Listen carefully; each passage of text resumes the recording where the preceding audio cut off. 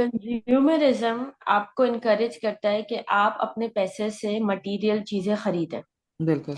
वो मटेरियल चीजें जब एक घर के अंदर आती हैं तो उस घर से जुड़े हुए दूसरे घरों के लोग उसको देखते हैं और उनमें अ, एहसास कंपेरिजन। तवाजुन खराब होता है, एक बिल्कुल। ऊपर आ जाता है एक नीचे आता है। डिस्पैरिटी आती है, हाँ। बिल्कुल। अब जिन घरों में वो चीजें नहीं हैं उनके वालिदैन उनमें जो बड़े हैं वो अपने बच्चों को इस सोच के साथ, चाहे वो जबान से कभी ना कहें, मगर उन बच्चों में ये सोच डेवलप हो जाती है क्योंकि हमारे फलाने रिश्तेदार के पास ये भी था। बच्चे कहीं अंदर ही इंटरनलाइज कर लेते हैं कि मैं भी बड़े होके ये सब लूंगा। बिल्कुल। और हम्म। एक चीज इसमें मैं ऐड कर दूं कि इसमें बहुत बड़ा रोल पेरेंट्स का होता है। If parents care about those things then these children grow up with this inferiority. अगर parents don't pay heed to it then the children do not have that.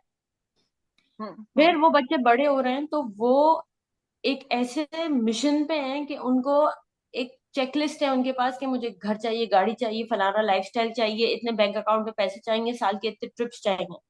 और उस चेकलिस्ट को लेके वो इतने खपती हो चुके हैं कि उन्होंने शायद किसी पॉइंट पे अपनी इंसानियत साइड पे रख दी है।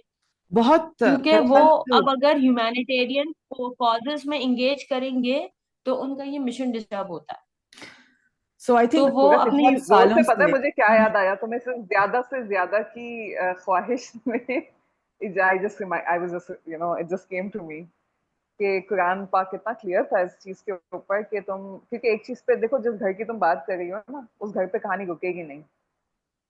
क्योंकि ये जो आपको घर की हवस है, चीजों की हवस है ना, ये सिर्फ स्टार्टिंग पॉइंट है। प्रॉब्लम हम्म। हवस है।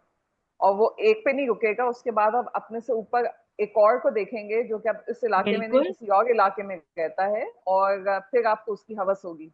तो ये ज्यादा से ज्यादा की हवस जो है ना, ये मंगवाएगी आपको। और जब आप इतने खुद पसंद हो जाएंगे तो तुम मुझे बताओ, तुम्हें और लोग और फलस्तीन दिखेगा कैसे?